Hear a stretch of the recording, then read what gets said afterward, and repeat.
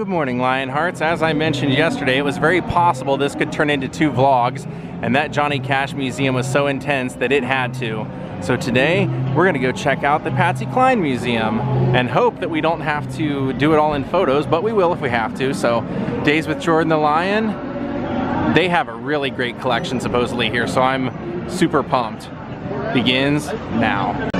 Yeah, like I said yesterday, $27 to park for 2 hours. We're hitting both museums. Look how beautiful she was. We'll start the tour in just a second. They give everybody kind of a rundown before you go in. Look at that. That's her actual porch swing.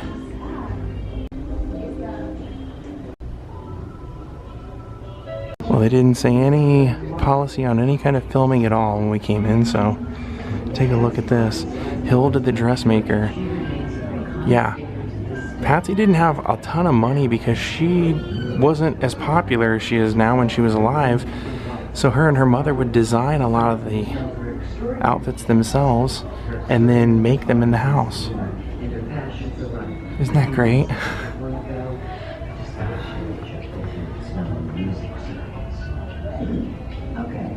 There's the sewing machine. And sadly, much like many stars, she died in a plane crash as well. Wonder what the deal is with that. Look, there she is wearing it. She could have been right up there with Nudie. I mean, these designs are really, really great. Look, a pantsuit. Owned and worn by her in the 50s.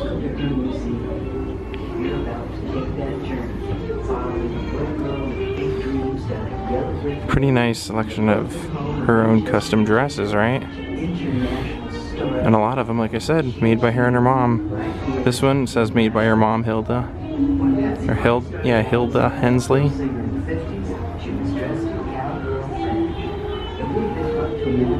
It says here that Patsy worked in Gaunt's drugstore making milkshakes. Huh. This booth shown here is the one Patsy waited on, and the sign hung on the Gaunt's building for decades. That's neat that they got this here. Said that he allowed her to have a flexible schedule. Her real name wasn't actually Patsy Cline originally, it was Virginia Hensley. And there she is, and it says when she was 14 she was known as Ginny Hensley. Then in 1953, she married Gerald Cline, and thereafter she was known as Patsy Cline. Look, the Jimmy Dean fan club. She's a member.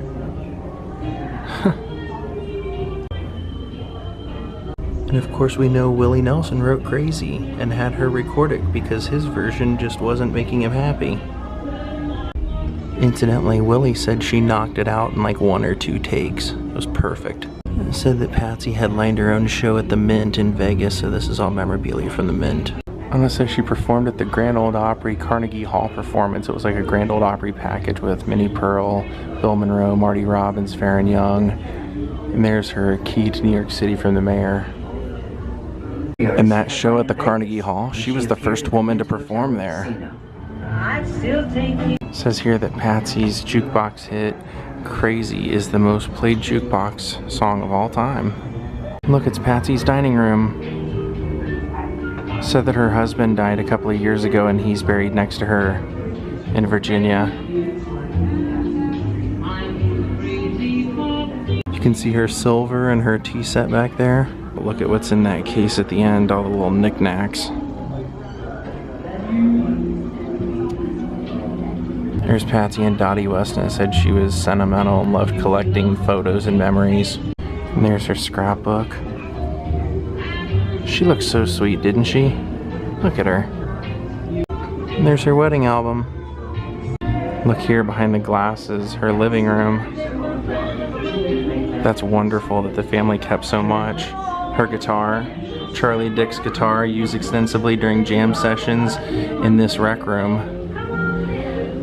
So probably a lot of the songs they rehearsed and recorded would have been rehearsed on that guitar. And look at all the family photos and stuff on the wall. And then awards, 1957 Cashbox Award right there. There's her sound system. Aww. That's sad. From sitting in the chair, that's what you would have seen. Her little ashtray.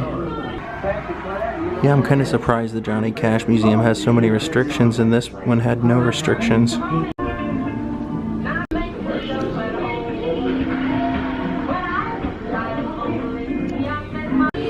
Now on the other side of that exhibit is what the other side of the room would look like. So you can see the bar with her name on it and his, Patsy and Charlie Dick, and some records on the wall. No drinking until after 5, house rules. Webb Pierce, Brenda Lee, Bro Lives. That even says bar. Oh, look at those old classic drinking glasses. How many of these have you ever won? This is the first. This is the first one. Is that the first record you did? No, I've got 4. The greatness of that song, often noted as one of the top country songs ever recorded, didn't escape the notice of either Patsy or her producer Owen Bradley. There he is. Look at her outfit there. Wow. Nice and flashy. All the way down to the leopard shoes. Hospital from the car accident. Now I saw an interview with Willie saying it took her only 1 or 2 takes, and here on this documentary they're saying that it took her multiple sessions to get it right. So, see, there you go. People complain I get things wrong. That's 2 different documentaries about 2 different people saying 2 different things, and one of it being Willie Nelson himself. Young, Verlin Husky. You can see this is dedicated to Patsy's dream house. Selling out concerts. 815 Nella Drive.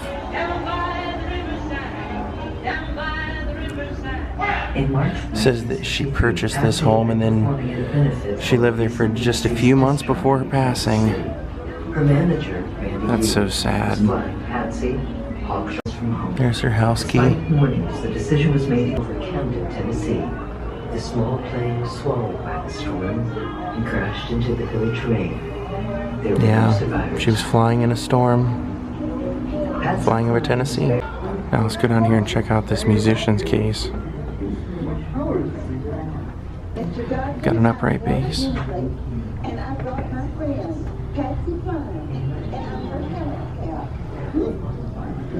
Don Helm steel guitar. Oh, that's cool. Because Don was an original member of Hank Williams' Drifting Cowboys. Played this on over 100 Williams recordings as well as numerous live performances. And it said he also played this on Patsy's hit Walkin' After Midnight. Oh, how cool is that? I'm just a walking after midnight. Oh, you can hear it in the background now. Those were her shoes and her dress. Skirt and top. I guess I didn't notice that's 2 different things. Yeah. And then Randy Hughes guitar. And check that out. And that tiny little baseball card holder looking thing are handwritten lyrics of hers for Jambalaya by Hank Williams that she was gonna do. Wow, that's neat. And here we've got her set list with the key of the song in it. And then handwritten lyrics for her song Shoes. It's kind of neat to see that. And there you can see more lyrics for We Could, her handwritten lyrics and what key it was in, F.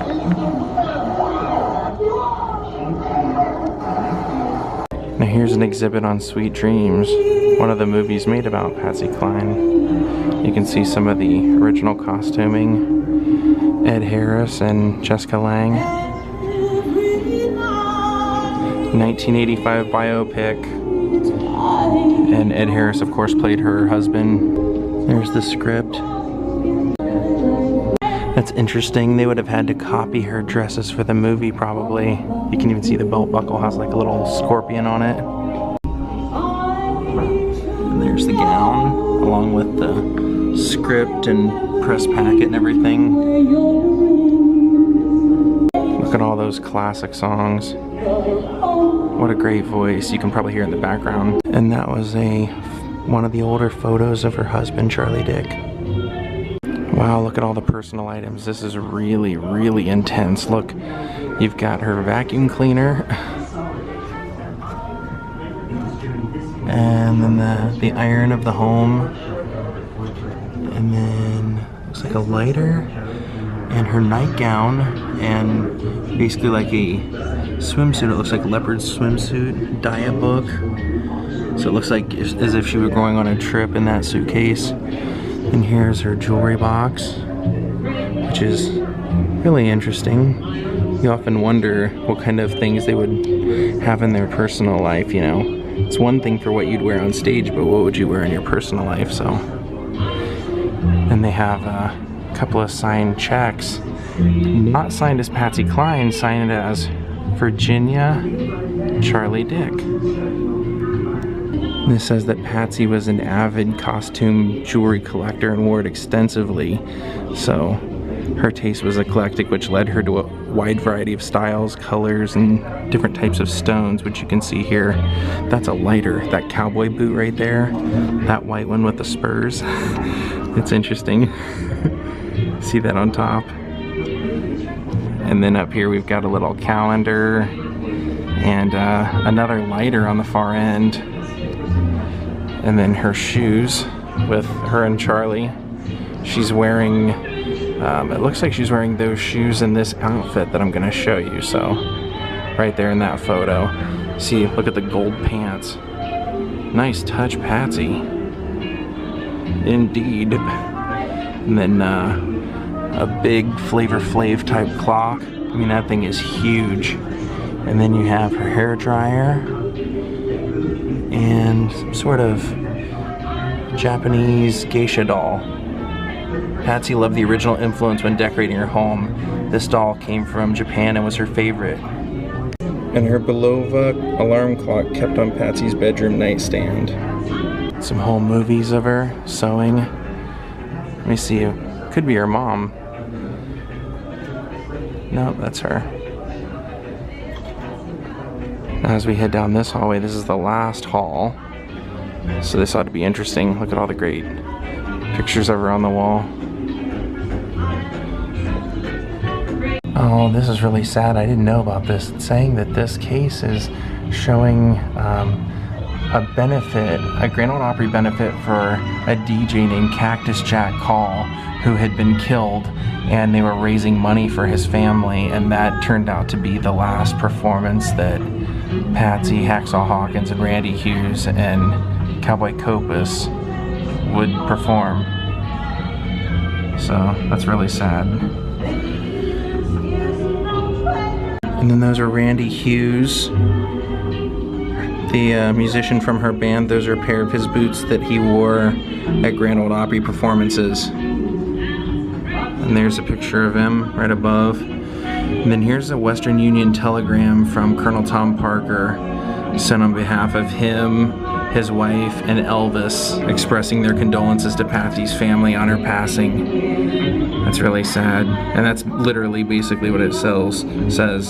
On behalf of Mrs. Parker, Elvis, and myself, our deepest sympathy with your loss. Patsy was one of the greatest artists of our lifetime, with a bright future. All of us in our own business share your deep loss. Respectfully, the Colonel. Then there's the newspaper announcing their crash. And right there also, Patsy Cline and 3 others. And then sympathy notes that she received, or her family received, from Johnny Bond, Hank Thompson, a few other country artists. And then here was a floral handkerchief used by Patsy's mother at Patsy's funeral, and a pocket diary that Randy Hughes had on him and that was recovered from the crash. And it listed all of Patsy's show dates, including the amount for each performance that they were going to be paid. Look at that. It says the Grand Ole Opry says, and then there it looks like a crash site with like a broken up guitar of Hacksaw in there. And it says that this watch right here was given to her by her husband, Charlie Dick, and she was wearing it in the plane crash. Wow.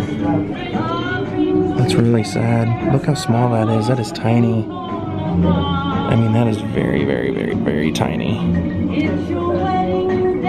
And that's her funeral. All the flowers on her funeral. And then the one below is at her gravesite.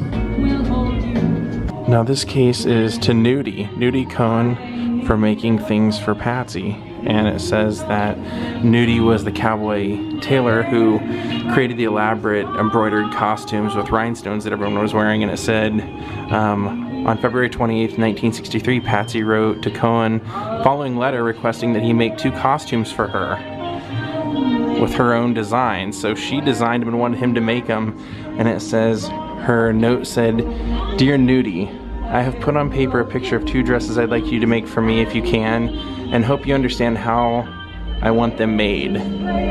My measurements are the very inch on the corner of the paper. Let me know if you can make these and how much each will cost, and I'll send you a check right away. And how long it will take you to make them. I would also like a silver cape made to throw around my shoulders to cover my costumes before and after performances. I've made a drawing of that too. I don't want leather in the cape. I'd rather have a silver material and have it lined with red satin inside. I would like the one dress in white with rhinestones and the belt in silver leather with rhinestones on it. I'd like to top with 3/4 length sleeves and the shirt in a sky blue material and rhinestones on the cuff and collar. Belt and heavy on the bottom of the skirt and sprinkled lightly going up the waist." Wow, she's very detailed. "I like the belts on both dresses to fasten with big hooks instead of buckles on the back." And then there they have her measurements, 34, 25, 38. And it says, "Thank you, Patsy Cline." Nudie responded to Patsy's letter on March 4th, 1963, one day before she was killed in the plane crash, advising that he would take on the work. Sadly, the dress and cape weren't made until 54 years later. Displayed here are Patsy's designs made by Nudie's rodeo tailors in 2017. Oh, very interesting. So Jamie, his granddaughter who owns Nudie's company and everything, she must have went to the trouble to get all these made. Oh, what a lovely gesture, right? That's really cool, you know? There's the cape. Wonder if she would have been happy with them. Oh, and here are 2 receipts from previous Patsy orders. It says 2 receipts dated March 15th, 1957. And definitely has her name on it. And then these are all handwritten letters from Patsy to her mother-in-law and to the fan club. She loved, or letters from her fans. She loved to read fan mail, it said. Yeah, look at this. This one on American Airlines is all to her mother-in-law. That's an acknowledgement by the Guinness Book of World Records saying that her greatest hits album is spent the most time at the top of the charts than any female artist in any genre of history, holding that position for almost 5 years. #1 for 5 years. And she even has a star on the Walk of Fame and a place in the Country Music Hall of Fame. Well, that was a great exhibit. Highly recommend it. This and the Johnny Cash one, definitely.